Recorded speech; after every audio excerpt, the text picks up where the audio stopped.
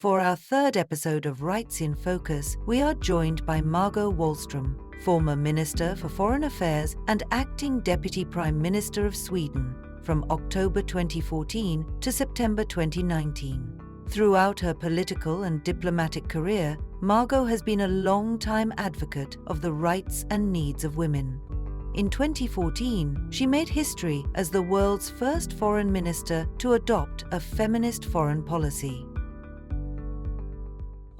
Welcome to the University of Stirling again, and it's really good to have you here, and thank you for taking the time to really speak to us and to the University of Stirling Human Rights Journal.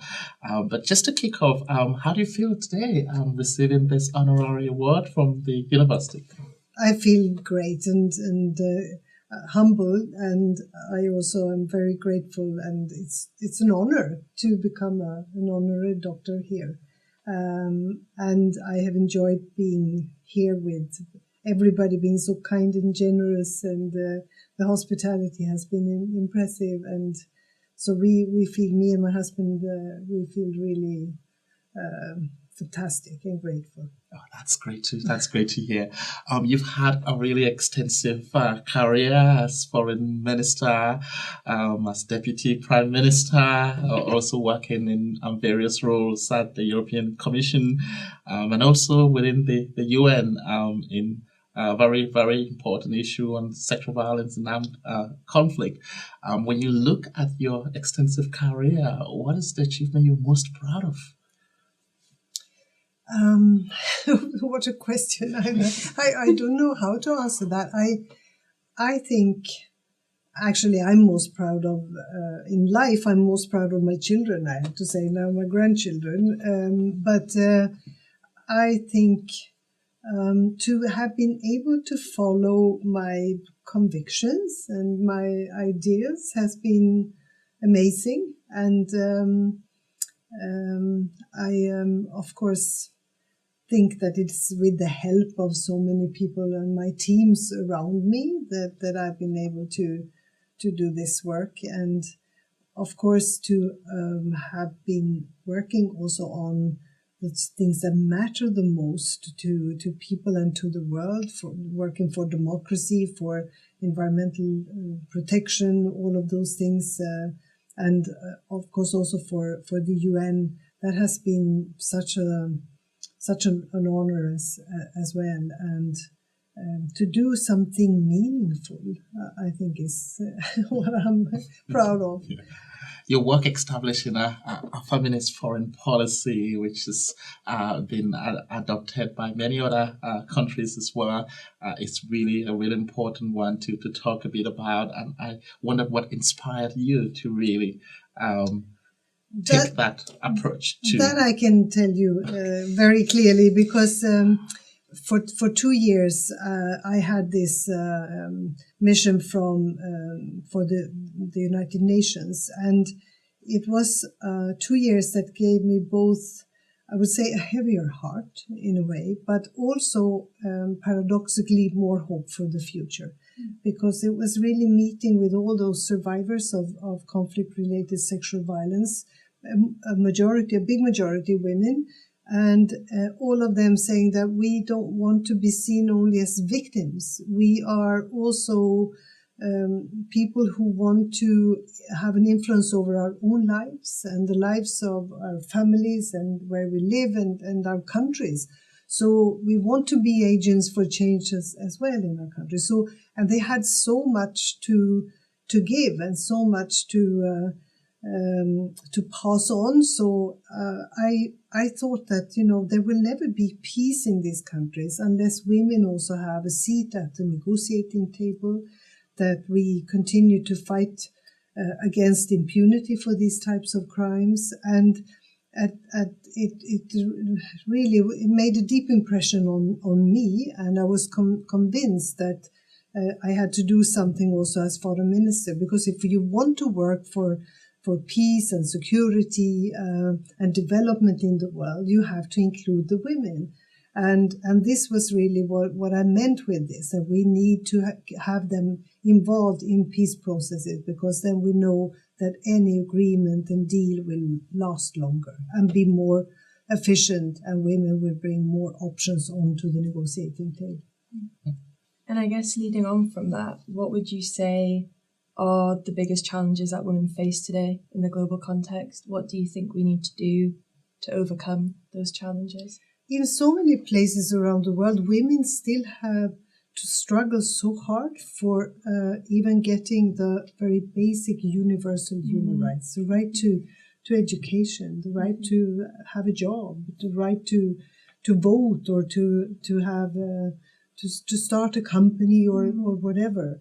And of course, we see it in the most extreme forms and shapes in countries like Afghanistan, where the Taliban regime is denying them all of these sort of very basic rights. And at the same time, a backlash, I would say, also in media and how women are depicted, and the misogynist approach that many governments have. And since we see this backlash for democracy, it means that autocrats stay in power, or they take power and they stay in power.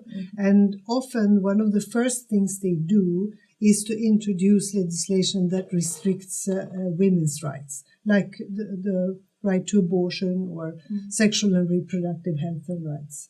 So there is so much more to do, and I think that we see like a pushback into adopting very old-fashioned models of understanding our roles in society. So it is a backlash. Yeah, absolutely. And do you think civil society could have a role in helping making those changes? Yeah, they have a very important role. I have always argued for including and working with civil society. They are the ones who know the situation on the ground, that do the daily work, that know the stories and can tell the stories. And this, I often say that we don't have to give women a voice. They have a voice, but they are not listened to. So how do we arrange that they are listened to? And civil society, of course, is working very, very hard with these things. And they are grounded. They know the situation on the ground. And as foreign minister, I made a point of inviting them and listening to them from when we were on the Security Council to like the everyday working of a foreign ministry. We have to listen to civil society. Yeah, definitely. And do you think, I guess I know you've just mentioned the Security Council there, do you think we'll see a female UN Secretary General anytime, and what difference do you think that would make? I really hope so. And I think the trick to getting there is, of course, to present a name and proper candidates, because if we only talk about it as a potential, I think we will not get there. So we need to see some names and figures presented as candidates, but it is about time. But isn't it also typical that when the world is really, and the UN really also is in trouble, then we look for a woman to step in and hopefully solve all of these problems. So it will not be an easy task. But I think there are some fantastic leaders around the world that could very well be candidates for this. And it has to happen soon. We live at a time where there is a whole lot of funding crisis across different UN organs, and what is your thoughts about the impact of resource constraint on human rights implementation, especially in relation to women's rights? What is the impact of all the funding cuts and challenges that? It's a matter of life or death, and we have seen that already after the US and Trump's decision to just sort of close down USA aid.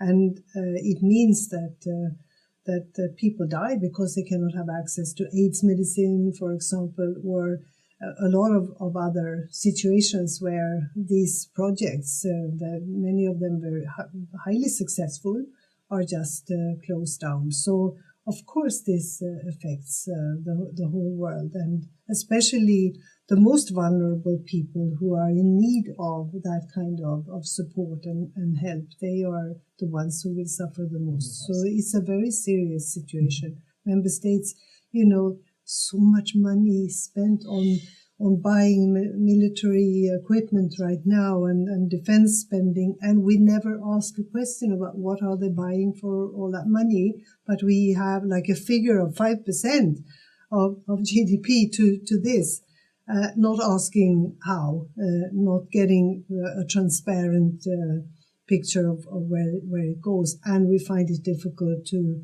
even buy AIDS medicine for people in Africa and elsewhere in the world. So something is very wrong there. It is heartbreaking to see.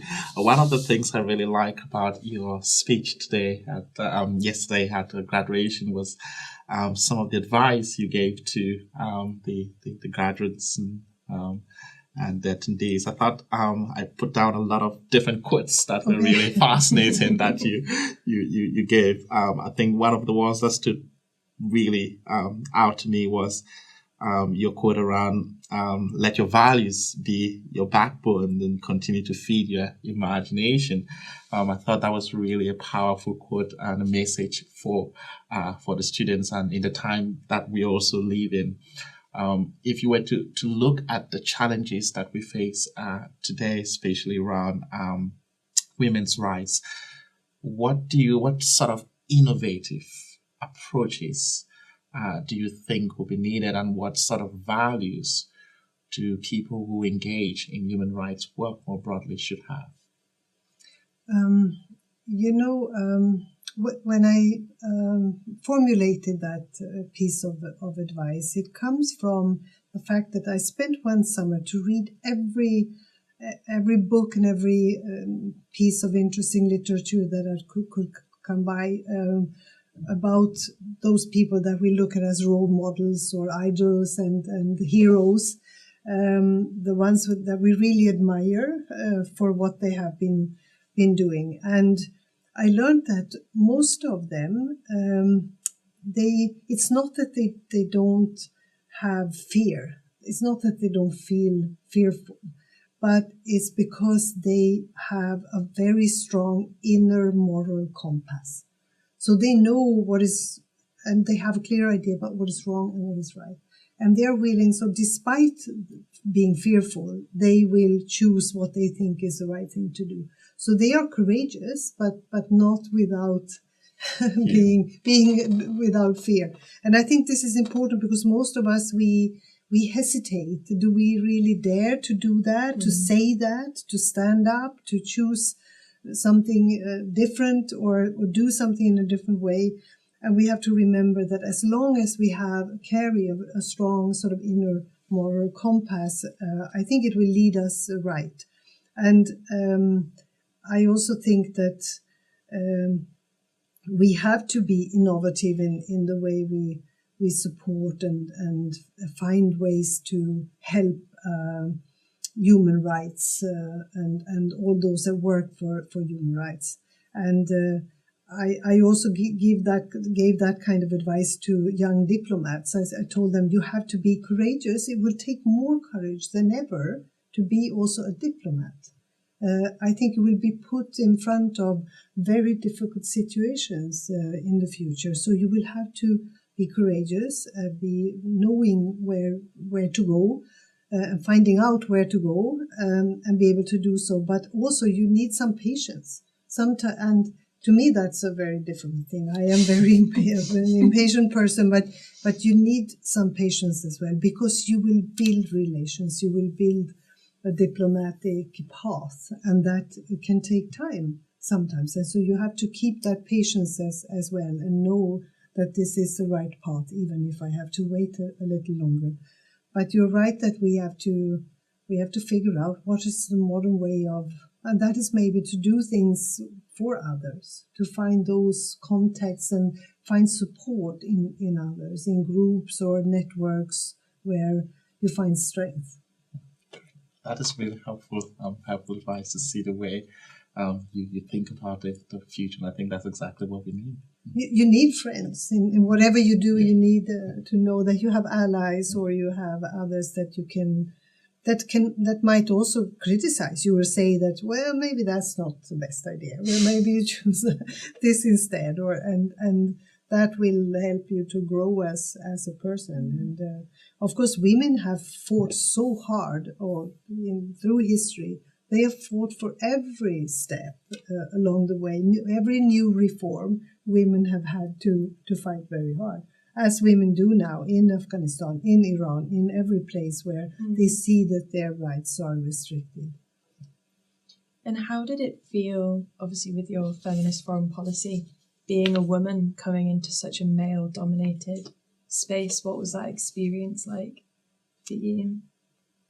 Well, I kind of, this has been the case throughout my life also, that we have been a minority, and the men a big majority. But this is where exactly you will, of course, find strength in that you have others by your side, or that you can talk to friends or colleagues that will support you. But so you learn how to handle that. I think it's the most difficult thing is, of course, if you are left alone, if you are like a single mother with several children, and you don't have the economy. I can only imagine what that is like.